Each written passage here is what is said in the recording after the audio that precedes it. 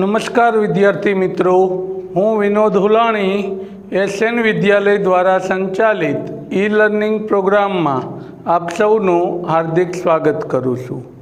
अपने छेल्ले स्वाध्याय 5.2 नो 11मो दाखलो पहोंच्या था। त्यांथी आज आपणे आपणुं काम आगळ वधारीए। तो 5.2 नो 11मो दाखलो।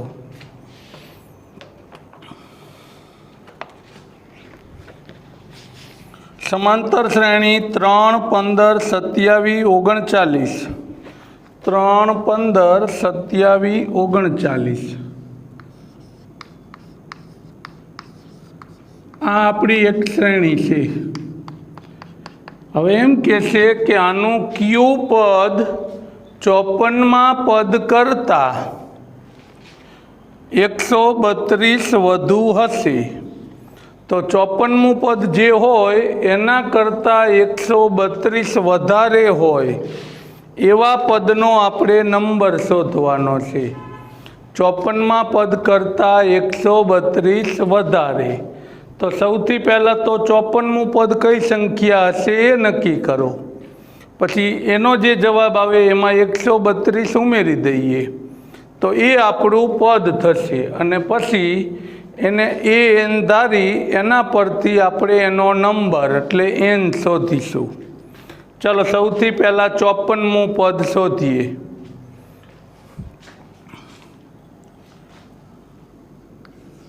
तो ए बराबर 3, डी बराबर 15 - 3 बराबर 12। ए बराबर 3 मळ्या, डी बराबर 12 मळ्या। 54मुं पद शोधवानुं छे आपणे।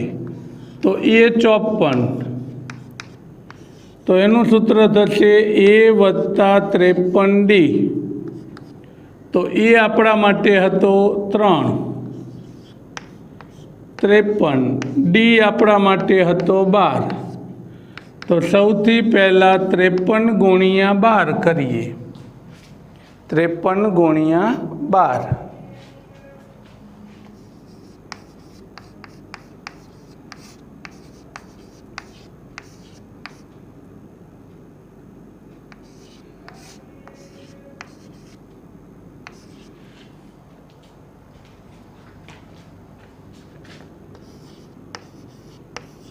तो 53 અને 12 નો ગુણાકાર 636 થાય છે। 53 નો 12 સાથે ગુણાકાર 636 વત્તા કેટલા કરવાના હવે 3 તો કેટલું આવશે 639। આ મળ્યું આપણને આપણું 54મું પદ। હવે કીધું તું એમ કે એનમાં પદ તરીકે એને ધારી લઈએ કે ધારો કે એનમું પદ 54મા પદ કરતા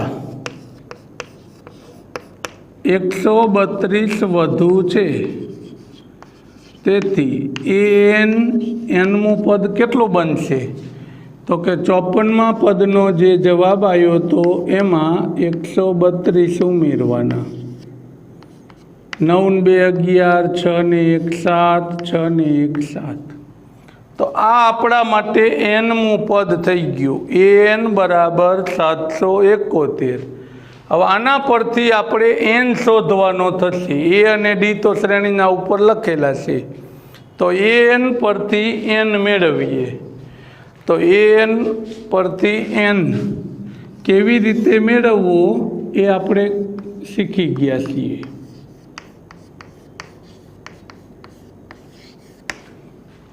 एन बराबर ए + n - 1 × डी। एन बराबर ए + n - 1 × डी। किंमत मुकता जाओ। एन नी जग्याए 771। ए एटले 3, n - 1 અને डी एटले 12। काउंस छूटो पाड़ीए। तो 771 12 ગુણ્યા n એટલે 12n થશે। 12 ગુણ્યા n એટલે 12n। 12 ગુણ્યા 1 એટલે 12। તો આ માઇનસ આ પ્લસ, મોટામાંથી નાનું બાદ કરો, મોટાની નિશાની, પછી સામે લઈ જઈએ। પહેલાં સામે લઈ જાઓ તોય ચાલશે। તો 12n માઇનસ 9। હવે 9 માઇનસ આ બાજુ આવે તો પ્લસ।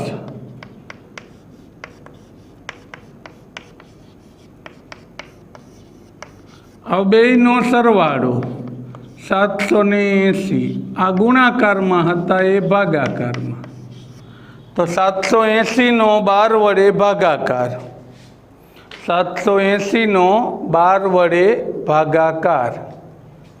તો 780 ભાગ્યા 12 કરી નાખવાના। 12 છક 72 થશે। 6 એટલે 60 વધે। 12 પંચા 60। ન આવડે તો ભાગાકાર કરશું સીધા મોટે।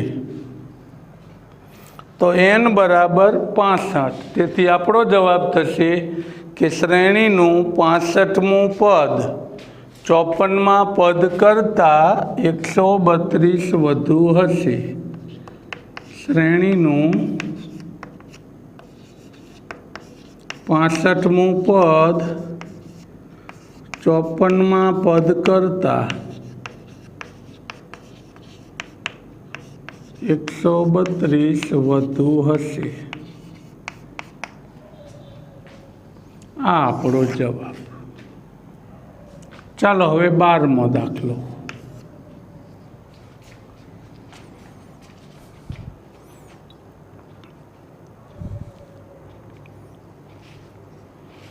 બે સમાંતર શ્રેણીના સામાન્ય તફાવત સમાન છે। તેમના હોમાં પદનો તફાવત 100 હોય તો 1000માં પદનો તફાવત કેટલો હશે? બે સમાંતર શ્રેણીનો સામાન્ય તફાવત સમાન આપ્યો છે। 100માં પદનો તફાવત 100 હોય તો 1000માં પદનો તફાવત શોધો। હવે દાખલો કઈ રીતે ગણવો એ પછી, એ પહેલાં એક ટૂંકી સમજૂતી આપું। દાખલા તરીકે આમ કહેવા માગે છે, આવી કોઈ બે શ્રેણી આપેલી છે કે 2, 5, 8, 11, તો આનો તફાવત 3 છે। હવે આવો જ જેનો તફાવત 3 થતો હોય એવી બીજી કોઈ શ્રેણી લઈએ। દાખલા તરીકે 10, 13, 16, 19। હવે તમે જોશો કે આના ત્રીજા પદનો તફાવત 8 હોય, પછી તમે આનો ગમે તે પદનો તફાવત શોધો તો એ 8 જ રહે। પછી ત્રીજાની જગ્યાએ 15મું પદ શોધશો તો એ તફાવત 8 જ આવે। ચોથાનો તફાવત કહેતો હોય 8 જ આવે। પહેલાંનો કહેતો હોય 8 જ આવે। આમ બે શ્રેણીનો સામાન્ય તફાવત સરખો હોય તો એ બંને શ્રેણીના nમા પદનો તફાવત પણ સરખો જ જળવાય। એટલે કે જો આ બે શ્રેણીના પહેલા પદનો તફાવત 8 હોય તો આના 1000માં પદનો શોધો કે 15000માં પદનો શોધો કે ગમે તે પદનો, પણ બંને શ્રેણીના એ પદનો તફાવત સમાન થશે। તો આવો જ આપણો કંઈક આ દાખલો છે કે બે સમાંતર શ્રેણી આપેલી છે આપણને, ભલે શ્રેણી લખેલી નથી, ખાલી એટલું કીધું છે કે બંનેનો સામાન્ય તફાવત સમાન છે। એટલે એક શ્રેણીનો સામાન્ય તફાવત આપણે d ધારીએ તો બીજાનો સામાન્ય તફાવત પણ d થશે। એના 100માં પદનો તફાવત આપ્યો છે, એના પરથી આપણે 1000માં પદનો તફાવત શોધવાનો છે। તો 100માં પદનો તફાવત 100 આપ્યો હોય તો 1000માં પદનો તફાવત પણ કેટલો થશે? 100 જ થાય। કારણ કે ગમે તે બે પદનો તફાવત સરખો રહેશે એવું આપણે ઉદાહરણ દ્વારા સમજાયું। હવે ગણીએ।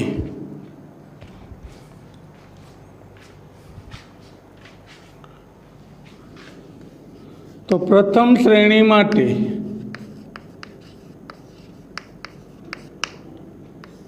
પહેલું પદ છે એને એ ધાર લઈએ અને સામાન્ય તફાવત છે એ ડી લઈ લઈએ. બીજી શ્રેણી માટે તો પ્રથમ પદ છે એને હું કેપિટલ એ ધારી લઉં, તફાવત છે એને કેપિટલ ડી અલગ ધારી શકાત, પણ આમાં બંનેમાં તફાવત કેવો છે? સમાન. તો બેયમાં સરખો જ ધારીએ, કારણ કે આમાં તફાવત 5 હશે તો આમાંય 5 જ છે એમ કહેવા માગે છે. પણ શ્રેણી જુદી હોવાથી પદ સરખા નહીં હોય. હવે આ બંને શ્રેણીના 100મા પદનો તફાવત આપ્યો છે. તો પહેલી શ્રેણીનું 100મું પદ એને એ 100 વડે દર્શાવીએ. બીજી શ્રેણીનું 100મું પદ એને એ ડેશ વડે દર્શાવીએ. તો આ બંનેનો તફાવત આપણને 100 આપેલો છે. બંને શ્રેણીના 100મા પદનો તફાવત કેટલો આપેલો છે? 100. તો હવે આનું સૂત્ર થશે એ વત્તા 99D. આનું સૂત્ર થશે એ વત્તા 99D. જેટલામું પદ હોય એના કરતાં ડી એક ઓછો રાખવાનું. હવે કાઉન્સ છૂટો પાડી દઈએ. આગળ માઇનસ હોવાથી કાઉન્સમાં લખ્યા હતા, નિશાની બદલાય એટલે. માઇનસ એ માઇનસ 99D બરાબર 100. એ ઉડી ગયો, 99D ઉડી જશે. એકમાં પ્લસ ને એકમાં માઇનસ. તેથી એ માઇનસ એ બરાબર 100. આ આપણને એક જવાબ મળ્યો. ટૂંકમાં એવું કહેવા માગે છે કે બેયના પહેલા પદનો તફાવત 100 છે. તો હમણાં ઉદાહરણ સમજાવ્યું હતું આપણે, ગમે તે પદનો તફાવત શોધો એ પણ કેવો રહેશે? સરખો.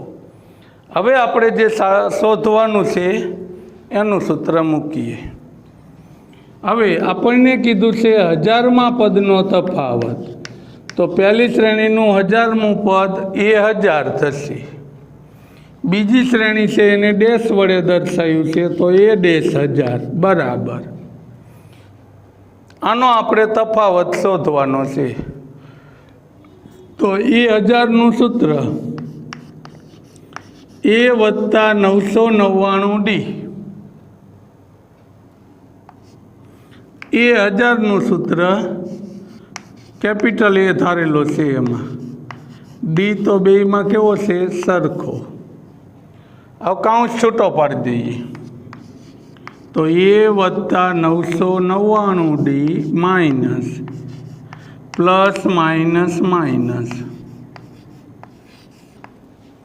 999D પ્લસ અને 999D માઇનસ.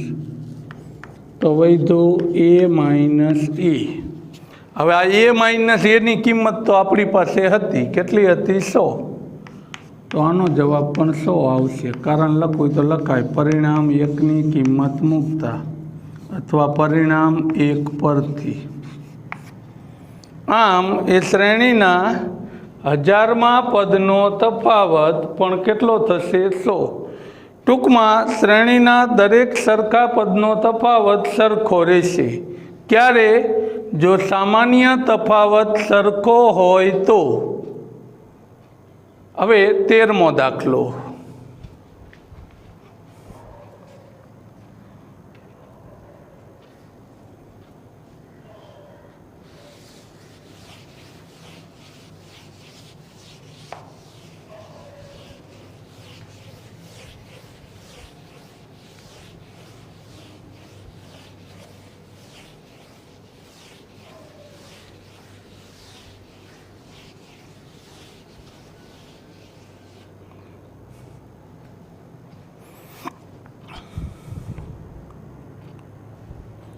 તેરમો દાખલો.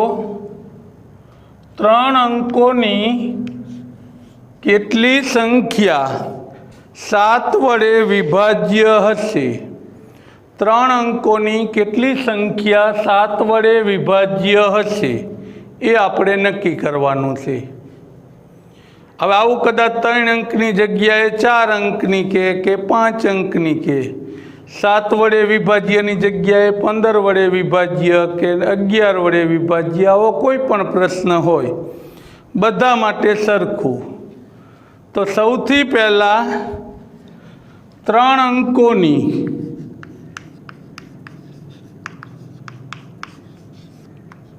7 વડે વિભાજ્ય સંખ્યાઓ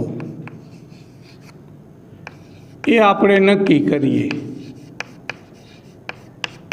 કે 3 અંકની એવી કઈ કઈ સંખ્યાઓ મળે કે જે 7 વડે વિભાજ્ય હોય.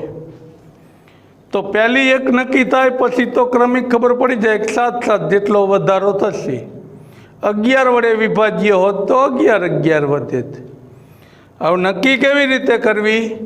તો 3 અંકની નાનામાં નાની સંખ્યા અને 3 અંકની મોટામાં મોટી સંખ્યા આ બંને લઈ લેવાની. 3 અંકની નાનામાં નાની સંખ્યા અને 3 અંકની મોટામાં મોટી સંખ્યા. 5 અંકની કીધી હોત તો 5 અંકની લખે કે 1 અને 4 0 આવે, તેમાં ઓલામાં 9 9 9 એમ 5 વખત 99,999. હવે આનો ભાગાકાર આપણે 7 વડે કરશું, કારણ કે 7 વડે વિભાજ્ય સંખ્યા શોધવાની કીધી છે. 7 વડે કીધી છે એટલે ભાગાકાર કેટલા વડે કરશું? 7 વડે. 15 વડે કીધી હોત તો ભાગાકાર 15 વડે કરવાનો. ચાલો 7 વડે ભાગાકાર. 10 માંથી 7 જાય તો 3, 7 ચોક 28. પોઈન્ટમાં નહીં, આટલેથી પૂરું. જો ટૂંકમાં શેષ 0 થઈ જાય, શેષ શું થઈ જાય? 0. તો આપણી પહેલી સંખ્યા 100 આવે. શેષ 0 થઈ જાય તો પહેલી સંખ્યા કેટલી આવશે? 100. પણ શેષ 0 થતી નથી. તો શેષ 0 ન થાય તો આપણે આ બંનેની બાદબાકી કરશું. આ બેયની શું કરશું? બાદબાકી કરવાની. અને પછી આનો જે જવાબ આવે એને આમાં ઉમેરવાના. તો 7 માંથી 2 જાય તો 5, એ 5 આમાં ઉમેરી દો તો 100 + 5 એટલે પહેલી સંખ્યા આપણી 105 થશે. પછી બીજી 112, ત્રીજી 119. આ રીતે સમજાઈ ગયું? પછી તો 7 વડે વિભાજ્ય કીધી હતી એટલે 7 7 વધે, પહેલી એક નક્કી થઈ જાય એટલે. હવે આ જ રીતે એક કઈ નક્કી કરવી પડે? છેલ્લી. તો છેલ્લી નક્કી કરવા માટે આનો ભાગાકાર કરવાનો. 7 એકા 7, 7 ચોક 28, 7 દુ 14. જો શેષ 0 થઈ જતી હોય તો સીધા 999 મૂકી દેવાના. શેષ 0 થઈ જાય તો શું મૂકી દેવાના? 999. પણ શેષ 0 ન થાય, શેષ 0 ન થાય તો આ જે સંખ્યા છે એને આમાંથી બાદ કરવાની. એમાંથી શું કરી દેવાની? બાદ. તો 999માંથી 5 બાદ કરીએ તો છેલ્લી સંખ્યા થશે આપણા માટે 994. આવડી શ્રેણી બનશે આપણી. હવે કેટલી સંખ્યા છે એ શોધવું હોય તો શું શોધી લેવાનો? n. આ શ્રેણી માટે આપણે n શોધવાનો થશે. આના માટે આપણે શું શોધવાનો છે? n. તો a બરાબર 105, d બરાબર 112 માઇનસ 105. ચાલો 112 માંથી 105 બાદ કરો, કેટલા આવશે? 7. છેલ્લું પદ an બરાબર કેટલા છે? 994. n આપણે શોધવાનો થશે. શું શોધવાનો થશે? n. તો an પરથી n શોધવાનો છે. અહીંયા આપણે an પરથી શું શોધવાનો છે? n. તો an નું સૂત્ર મૂકીએ.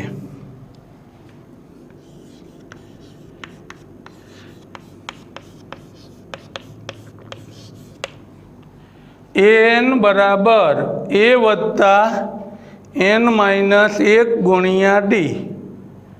હવે એ એનની જગ્યાએ મૂકી દઈએ 994, એની જગ્યાએ 105, એનની જગ્યાએ શોધવાના છે એટલે એન, ડીની જગ્યાએ 7.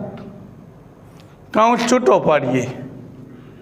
994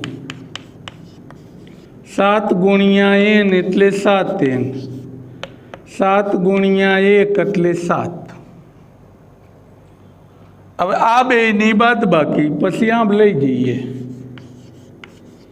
તો 105માંથી 7 બાદ કરો તો 98 વધે. આ બાજુ આવે તો કેવા થઈ જશે? માઇનસ. એક પદ ઘટાડી દીધું. 105 અને 7ની બાદબાકી પછી એને આપણે 994માંથી શું કરી દઈશું? બાદ કરો. બાદબાકી 14માંથી 8 જાય તો 6, અહીંયા 8 વધે. 18માંથી 9 જાય તો 9, 8 વધે એટલે 8. આ ગુણાકારમાં હતો એ ભાગાકારમાં. તો 896નો 7 વડે ભાગાકાર. 896 ભાગ્યા 7, 7 એકા 7, 19 વધ્યા. 7 દો 14, 5 વધે 56, 7 અઠ્ઠા 56. તો આવી કેટલી સંખ્યાઓ મળશે? 128. તો 7 વડે વિભાજ્ય હોય તેવી 3 અંકની 128 સંખ્યાઓ હશે. આવો નવો 14મો દાખલો. પછી આપણું કામ આજનું પૂરું કરીશું. આના જેવો જ છે કે 10 અને 250 વચ્ચે 4ના ગુણિત કેટલા હશે?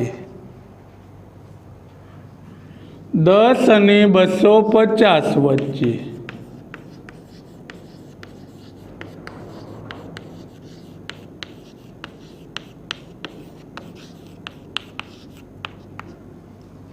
10 અને 250 વચ્ચે. આગળના દાખલામાં 3 અંકનું એવું કીધું હતું, પણ આમાં 2 સંખ્યા ફિક્સ આપી દીધી છે. કોની વચ્ચે? 10 અને 250ની વચ્ચે. કેટલાના ગુણિત? 4ના. તો 10 લઈ લેવાના, 250 લઈ લેવાના. 4ના ગુણિત કીધા છે તો કેટલા વડે ભાગાકાર કરવાનો? 4 વડે. આ ઉપરનું કર્યું હતું એ જ રીતે. 4 દો 8. શેષ 0 થઈ ગઈ હોત તો પહેલી સંખ્યા 10 થઈ જાત, પણ શેષ 0 ન થાય ત્યારે શું કરવાનું કીધું હતું? આ બેની શું કરવાની? બાદબાકી. અને પછી એને આમાં ઉમેરવાના. તો ચાલો 4માંથી 2 જાય તો 2, આમાં 2 ઉમેરી દો એટલે 10 ને 2 12. તો પહેલી સંખ્યા 12 આવશે. પછી 4ના ગુણિત છે તો 4 વધતા જશે આ રીતે. હવે છેલ્લી સંખ્યા નક્કી કરવાની. તો છેલ્લી સંખ્યા નક્કી કરવા માટે કીધું હતું કે આ બેનો ભાગાકાર. તો 4 6 24,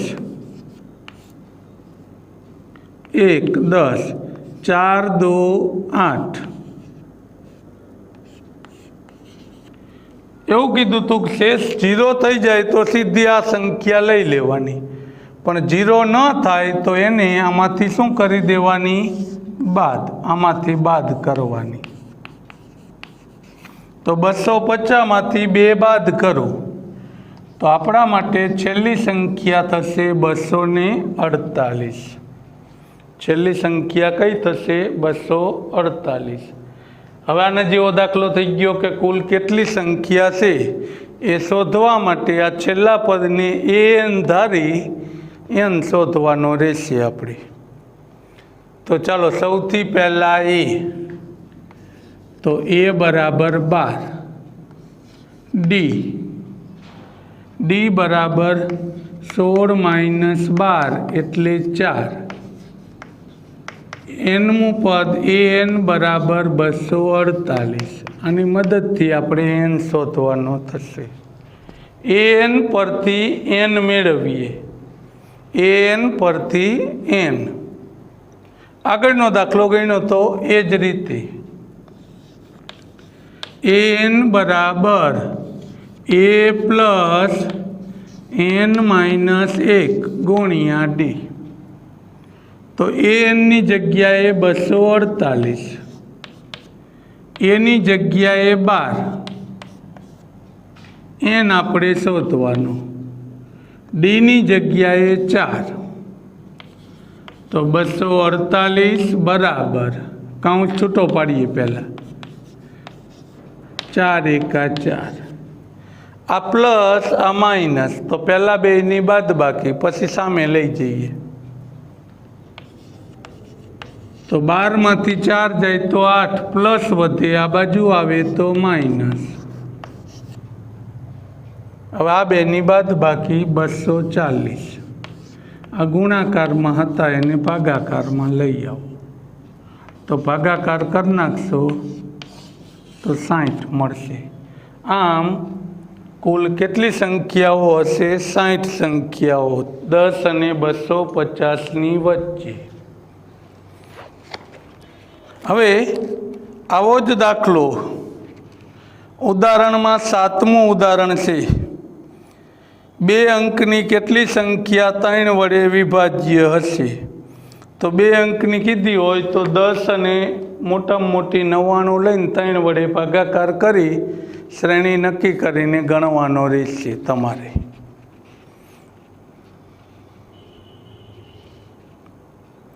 તો ઉદાહરણ 7 એક ગણવાનો પ્રયત્ન કરીશું અને આજનું કામ અહીંયા પૂર્ણ કરીએ. આભાર.